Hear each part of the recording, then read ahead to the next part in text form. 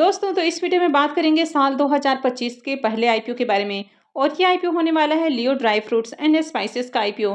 तो चलिए जानते हैं कि कंपनी क्या काम करती है, इसके फाइनेंशियल कैसे हैं और इस आईपीओ में आगे अप्लाई करना चाहिए या फिर नहीं करना चाहिए। तो इससे पहले कि मैं वीडियो को शुरू करूं, अगर आप इस चैनल पर पहली बार विजिट कर रहे हैं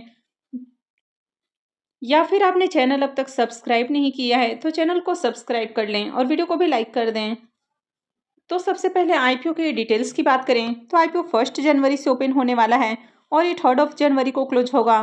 फेस वैल्यू 10 रुपये पर शेयर है। बुकिंग प्राइस 52 रुपीज़ है और 2000 शेयर्स का लॉट रखा गया है। आईपीओ के साइज को देखें तो आईपीओ 25.12 करोड़ का है। तो ज़्यादा बड़ा आईपीओ नहीं है और पूरा का पूरा ये फ्रेश इशू का आईपीओ है। ये एसएमई आईपीओ है। कंपनी बीएसई एसएमई के ऊपर लिस्ट होने वाली है।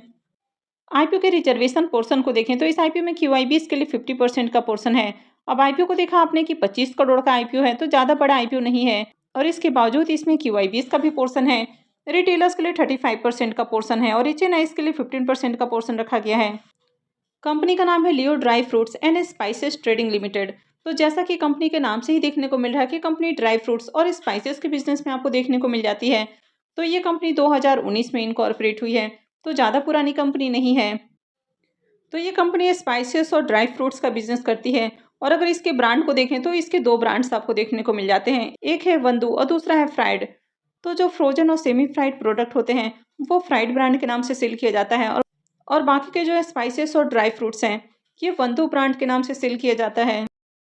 तो कंपनी यहाँ पर काफ़ी तरह के पैकेजिंग साइज में कई तरह के जो ग्रोसरी आइटम होते हैं उसके साथ ही होल और ब्लेंडेड स्पाइसेस हैं, रोस्टेड और फ्लेवर्ड ड्राई फ्रूट्स हैं, घी, सीजनिंग, तो इन सारी चीज़ों की सेल करती है। तो कंपनी के यहाँ पर दो बिजनेस वर्टिकल्स आपको देखने को मिल जाते हैं, एक है ट्रेडिंग ऑफ प्रोडक्ट्स और सेकंड है manufacturing and processing of spices. इस कंपनी की मैन्युफैक्चरिंग यूनिट आपको थाने महाराष्ट्र के अंदर देखने को मिल जाता है, यानी कि मुंबई की कंपनी है। अब ये कंपनी तीन तरह से अपना बिजनेस करती है, एक है B2B सेगमेंट, दूसरा है B2C सेगमेंट और तीसरा है D2C सेगमेंट। अब यहाँ पर B2B में देखें तो कंपनी अपने जो प्रोडक्ट हैं तो उनको बिना ब्रांडिंग के जो बड़े बड़े ट्रेडर्स हैं तो उनको बल्क में जो प्रोडक्ट है वो सेल करती है। दूसरा है इनका B2C सेगमेंट, तो यहाँ पर कंपनी के जो प्रोडक्ट हैं इनकी ब्रांडिंग की जाती है, यानी कि जैसे आपने देखा कि कंपनी के दो ब्रांड आपको देखने को मिल जाते हैं, तो कंपनी के प्रोडक्ट की ब्रांडिंग और पैकेजिंग की जाती है। कंपनी इनको डिस्ट्रीब्यूटर, सुपर स्टॉकिस्ट और इसके साथ ही जो ई-कॉमर्स प्लेटफॉर्म है जैसे कि अमेजोन, फ्लिपकार्ट वगैरह है या फिर इनकी खुद की जो वेबसाइट है तो वहाँ से कंपनी सेल करती है, यानी कि डायरेक्ट कस्टमर को सेल किया जाता है। तीसरा हो जाता है इनका D2C सेगमेंट, तो यहाँ पर कंपनी डायरेक्ट जो कस्टमर्स है तो उनको अपने वेबसाइट या इनके जो ऑनलाइन चैनल पार्टनर्स हैं जैसे कि अमेजोन, फ्लिपकार्ट से, तो इनके थ्रू सेल करती है। तो फिलहाल कंपनी के 46 परमानेंट एम्प्लॉयज़ आपको देखने को मिल जाते हैं। तो कंपनी के अगर बिजनेस को देखें तो अच्छा बिजनेस है, लेकिन हाईली कॉम्पिटेटिव सेगमेंट है ये। इस तरह की लिस्टेड मार्केट और साथ ही अनलिस्टेड मार्केट में कई सारी कंपनियां काम करते हुए देखने को मिल जाती हैं। कंपनी के अगर फाइनेंशियल को देखें तो फाइनेंशियल 22, 23, 24 3 सालों के कंप्लीट फाइनेंशियल हैं और फाइनेंशियल 25 के 2 क्वार्टर यानी कि 6 मंथ का फाइनेंशियल है। तो कंपनी के अगर एसेट को देखें तो ईयर ऑन ईयर कंपनी का एसेट इंक्रीज हुआ है। अगर इसके रेवेन्यू को भी देखें तो ईयर ऑन ईयर कंपनी का रेवेन्यू भी इंक्रीज हुआ है।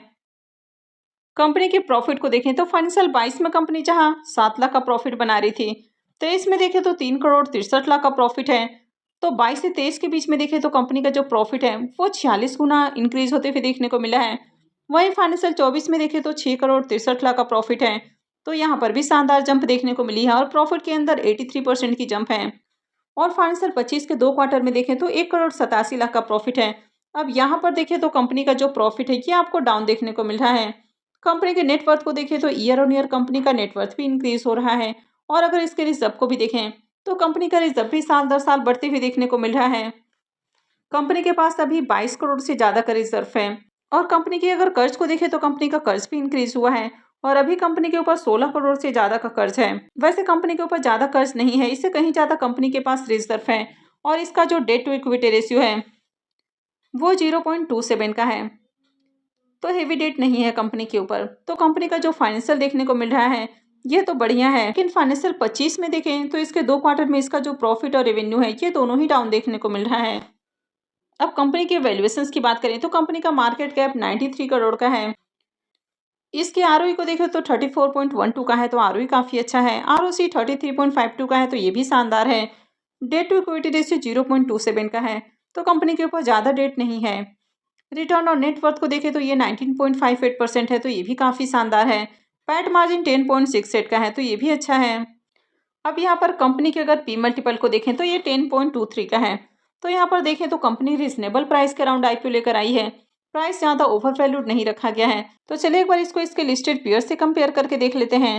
अब इस कंपनी के पी मल्टीपल को देखें तो ये 10.23 का है, जबकि जेटमॉल स्पाइसेस का पी मल्टीपल 156.43 का है।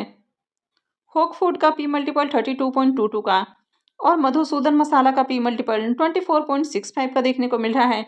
तो यहाँ पर कंपनी को देखें तो इसके जितने भी लिस्टेड कंपनियां देखने को मिल रही हैं, तो उनसे कंपनी सस्ते प्राइस के ऊपर अपना आईपीओ लेकर आई है। अब आईपीओ के ऑब्जेक्टिव की बात करें कि कंपनी आईपीओ से जो फंड रेज करने वाली है, तो उसका यूज कहाँ करेगी। तो पहला यूज हो जाता है वर्किंग कैपिटल रिक्वायरमेंट, सेकंड हो जाता है कि कंपनी ब्रांडिंग, एडवर्टाइजमेंट और मार्केटिंग के ऊपर खर्च करने वाली है, और थर्ड हो जाता है जनरल कॉर्पोरेट पर्पस।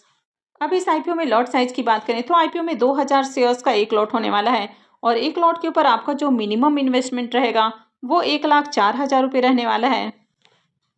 इस कंपनी में प्रमोटर्स की होल्डिंग को देखें तो प्रमोटर्स की होल्डिंग 52.21% है, और आईपीओ लिस्टिंग के साथ ही प्रमोटर्स की होल्डिंग 38.11% हो जाएगी।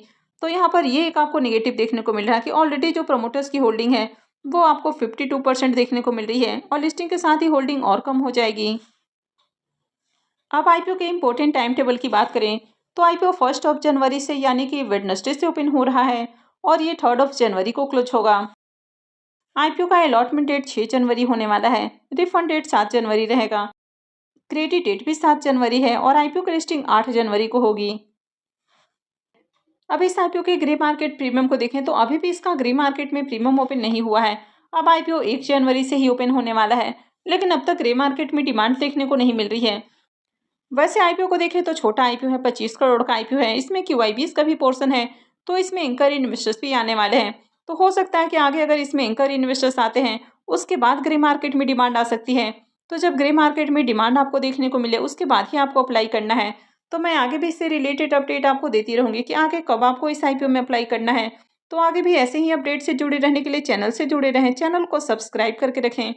और अगर आपने इस वीडियो को अब तक लाइक नहीं किया है तो वीडियो को भी लाइक कर दें। वीडियो को अंत तक देखने के लिए आप सबको बहुत बहुत धन्यवाद।